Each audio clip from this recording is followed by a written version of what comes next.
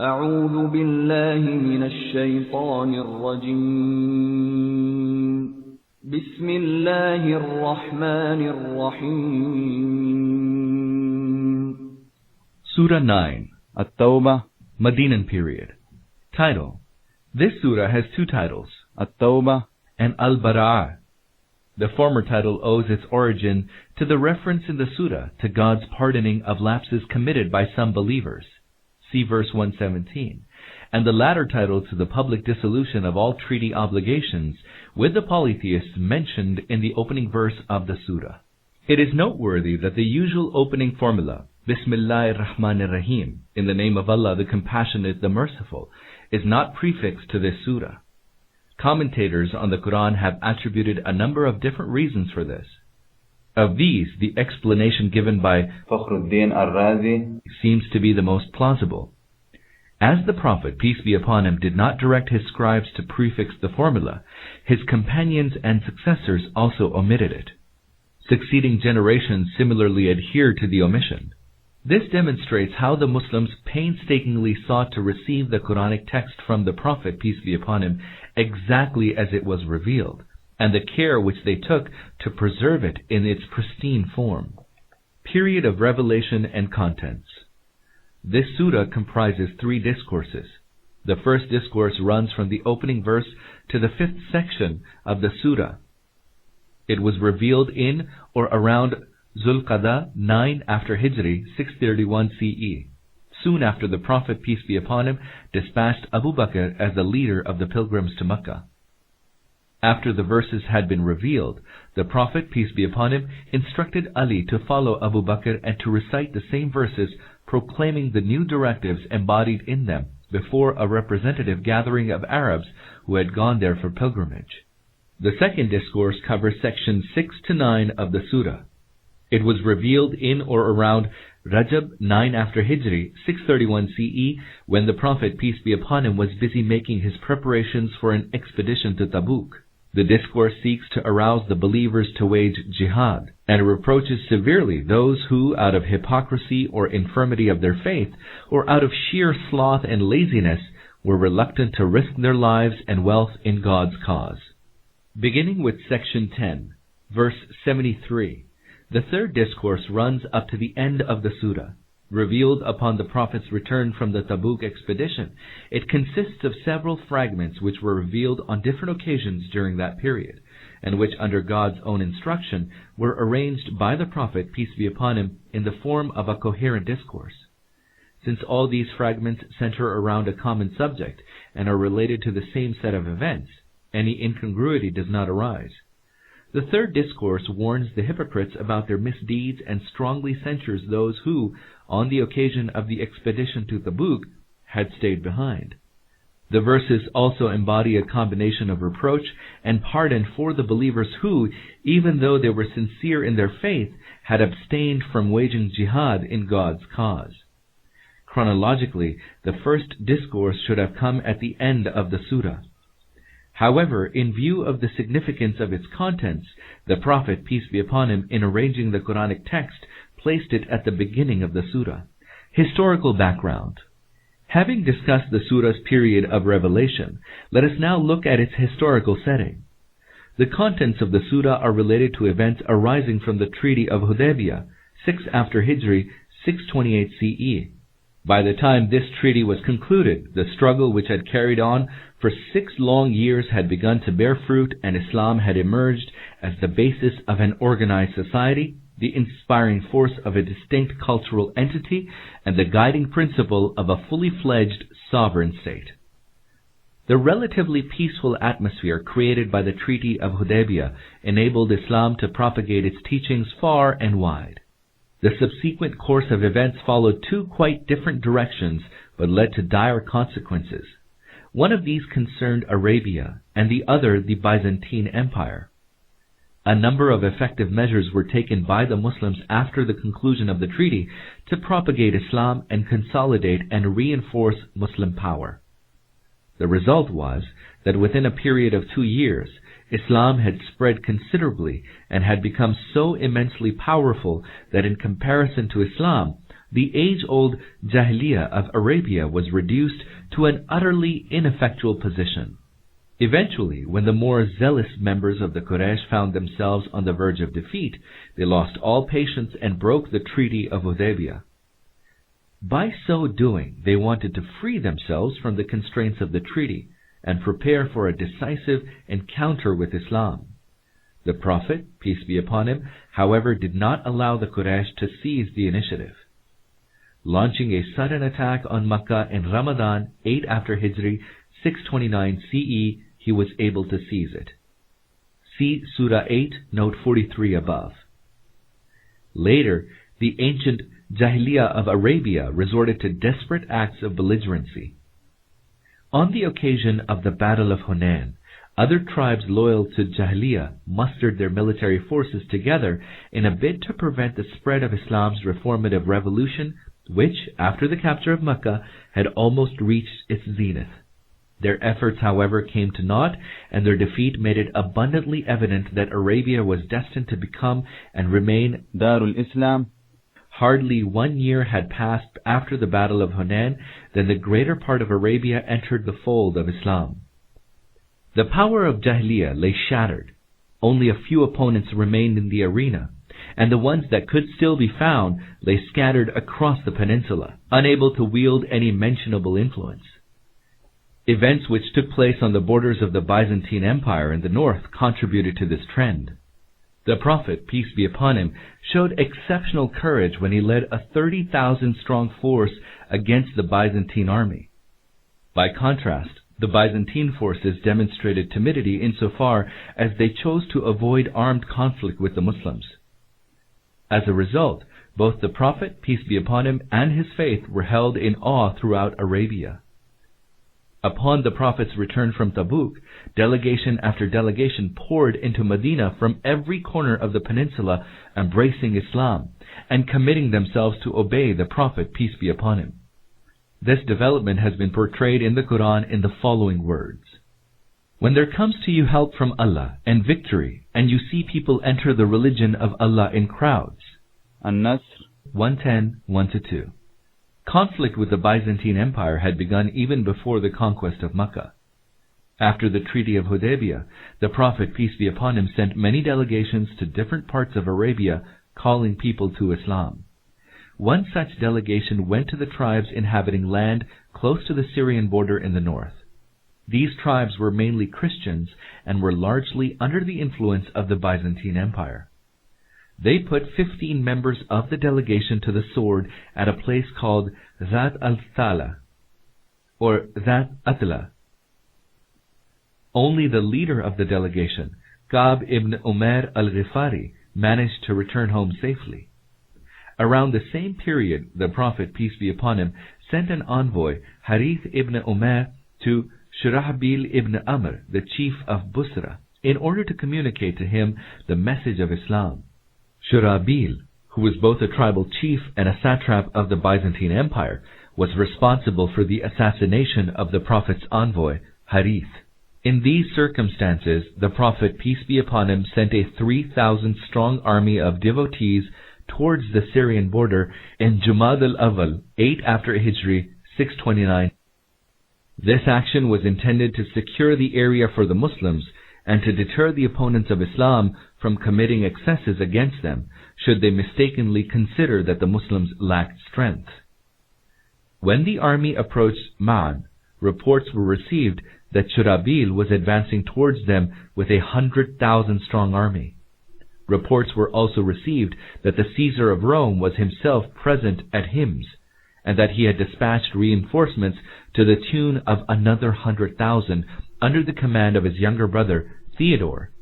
Against all odds, the 3,000-strong Muslim contingent continued to advance and clashed with Shurahbil's army, 100,000 strong at Mu'tah. The expected outcome of such an encounter was not hard to imagine: the total extermination of the Muslim force. What happened, however, was quite different. It came as a shock to the whole of Arabia and the Middle East that the Romans failed to gain the upper hand, even though they outnumbered the Muslims by 33-1. It was this which aroused many people's initial interest in Islam. Ultimately, many thousands of people from the semi-independent Arab tribes living in Syria and its adjoining areas, from the Najdi tribes that inhabited the regions not far from Iraq and who were under the influence of Khosrows, converted to Islam. People from the tribes of Sulaim, whose head was Abbas bin Mirdas al-Sulami, of Ashja, of Ghatfan, of Dubyan, of Fazara, also chose at this stage to embrace Islam. Farwa ibn Amr al-Judami, an Arab commander of the Byzantine army, also embraced Islam and inspired awe among the enemies of Islam by the fervor of his faith. When Caesar came to know that Farwa had embraced Islam, he had him arrested. He was given a clear choice between continued adherence to Islam, in which case he would be put to the sword, and renunciation of Islam, in which case he would continue to live and have his office restored to him. Calmly and confidently, he chose Islam, laying down his life for the sake of truth. Incidents such as these alerted Caesar to the gravity of the menace that was steadily advancing towards the Byzantine Empire. In an attempt to avenge himself for the Battle of Mu'tah, Caesar ordered military preparations to commence on the Syrian border of the following year. Joining their forces with Caesar, the chiefs of the Ghassanid and other Arab tribes began to muster their troops. The Prophet, peace be upon him, was ever vigilant and kept himself abreast of all developments which had any bearing on his mission. He immediately understood the implications of Caesar's military preparations and promptly decided to challenge this mighty army on the battlefield. Any show of weakness on the part of the Muslims would have been disastrous. On the one hand, it might have given a fresh lease of life to the dying forces of Arabian Jahiliyyah, which had been dealt a crushing blow at Hunayn. On the other hand, any demonstration of weakness might have encouraged the hypocrites to cause serious damage to Islam from within. For the hypocrites were in touch with the Ghassanid Christian prince and with Caesar himself through Abu Amir. Under the garb of religious piety, they actively worked to achieve their sinister purposes and had even built a mosque, the Mosque of Dirar, in the vicinity of Medina, which served as their operational base.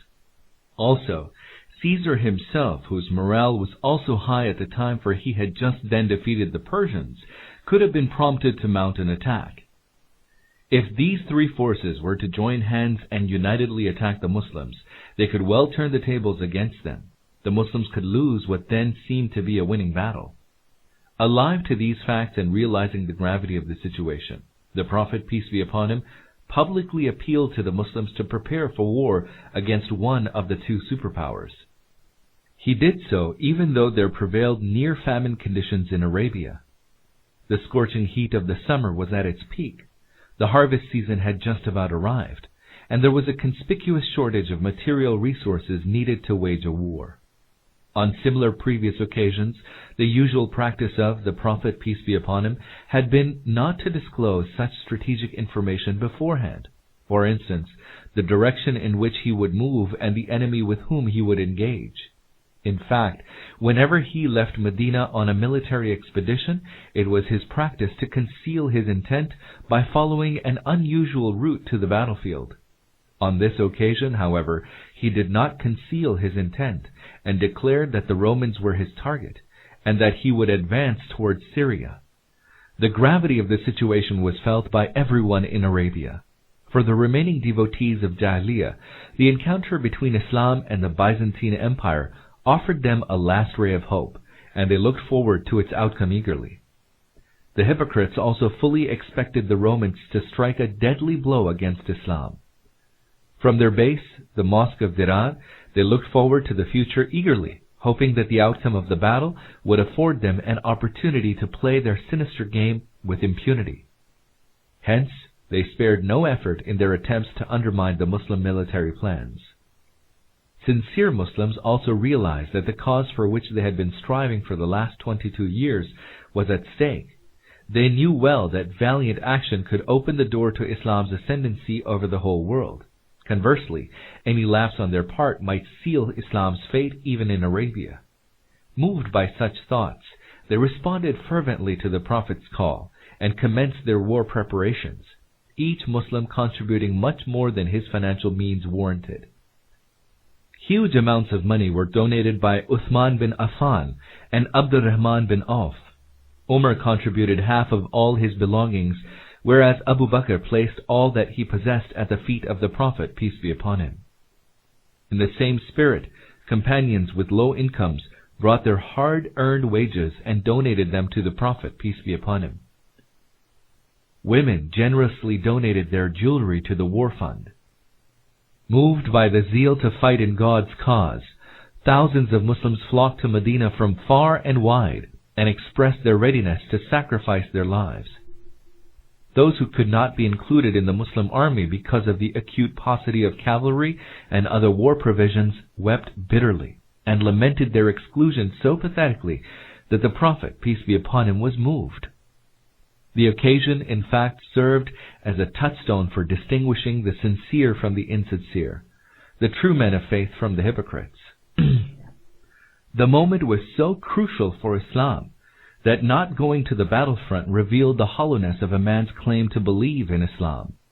Accordingly, whenever the Prophet, peace be upon him, was informed during his journey to Tabuk that someone had decided to stay behind, he spontaneously said, "Let him alone.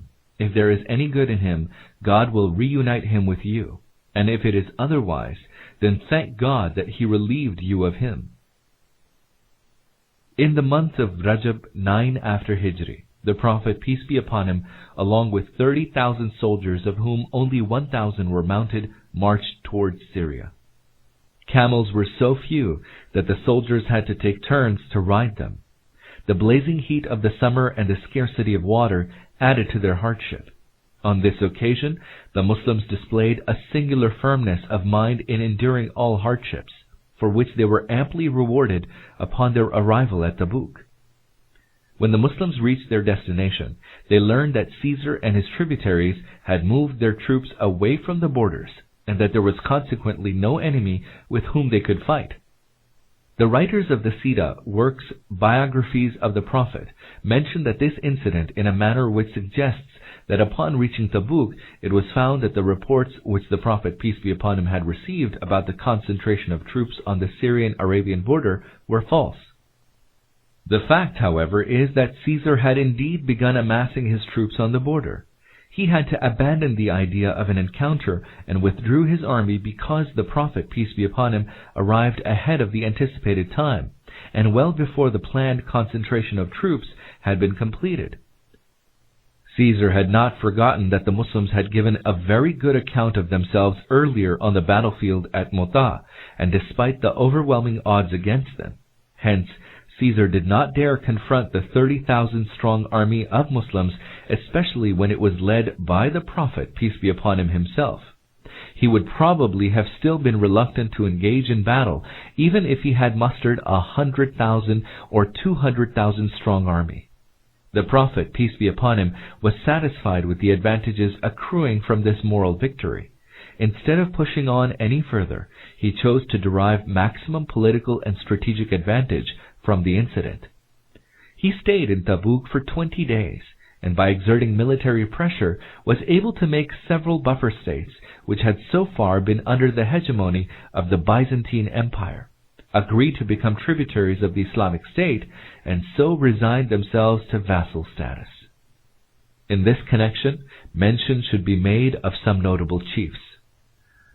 Uqaydir bin Abdul Malik al-Kindi of Dumat al-Jandal, Yohanna bin Ruba of Ayla, and of the Christian chiefs of Makna, Jarba, and Adru, who agreed to pay the poll tax and accepted to live under the hegemony of Medina. The result was that the Islamic State now extended to the borders of the Byzantine Empire. In addition, a good number of Arab tribes whom successive Caesars had exploited against other Arabs crossed over to the Islamic side, offering their support to the Muslims as opposed to the Romans. This proved highly advantageous insofar as it enabled the Muslims to consolidate their position in Arabia before launching upon a prolonged conflict with the Romans. This bloodless victory at Tabuk shattered the power of both the unbelievers and the hypocrites who had looked forward to a revival of the ancient Jahiliyyah of Arabia.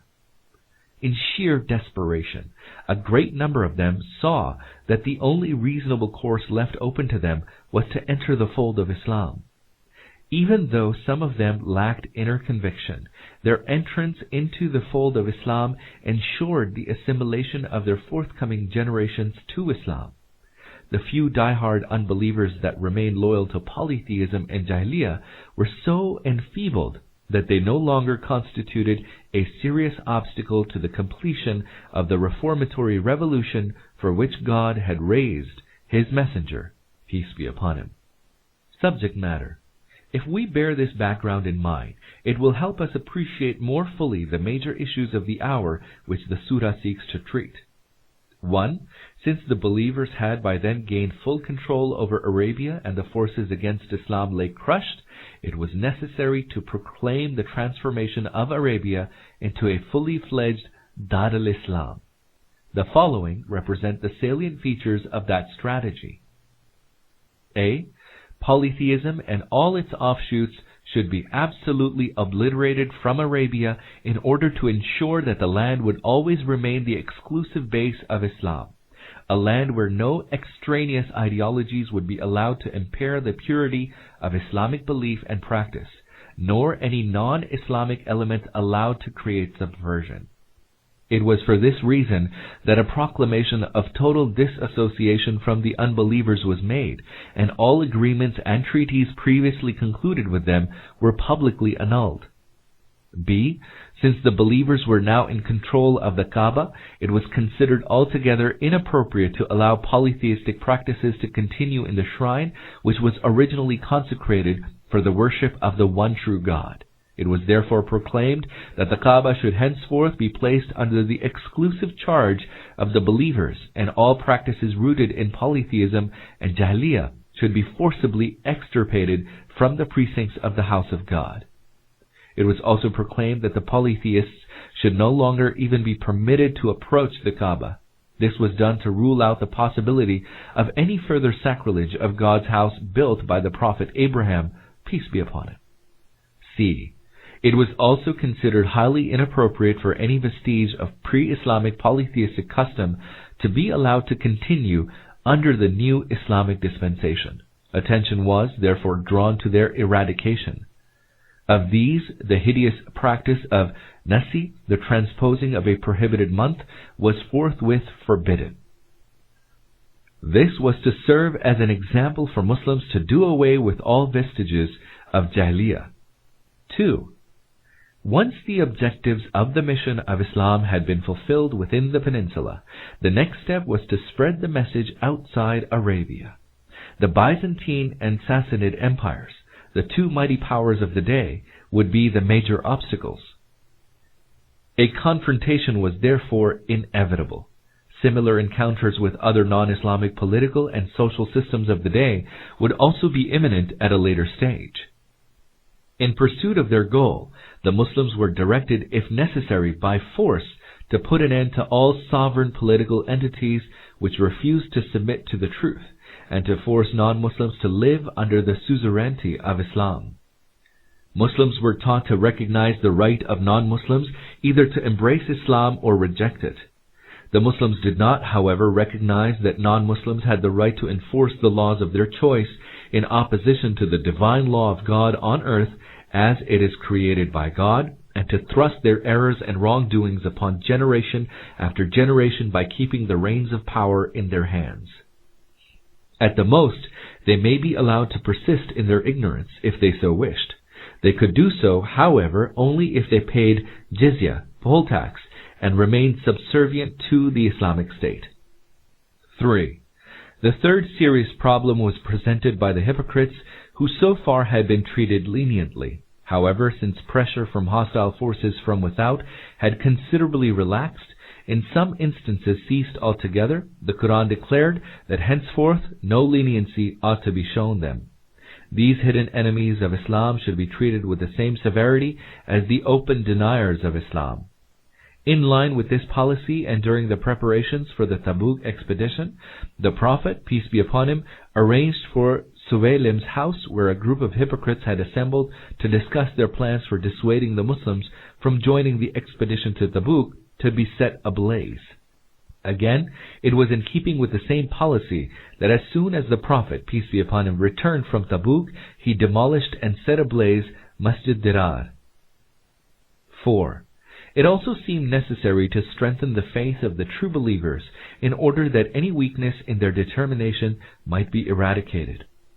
This was essential as the mission of Islam was about to enter its universal phase in which one single entity, Muslim Arabia, would be arrayed against the entire non-Muslim world. At such a stage in its development, there could be no greater menace to Islam than the weakness of the faith of its followers. Accordingly, anyone who on the eve of the Tabuk expedition had either neglected or slackened off in his duty was severely reproached. Any lagging behind without legitimate cause was considered beyond any doubt evidence of hypocrisy, a sign of not having true faith. It was stated, therefore, unequivocally that participation in the struggle to exalt the word of Allah and in the conflict between Islam and unbelief would henceforth be considered the basic criterion of a person's faith. Whoever was found to be slack in his efforts to sacrifice his life, wealth, and resources in Islam's cause would no longer be regarded as genuine, and none of his acts, no matter how pious he might otherwise be, would compensate for this slackness.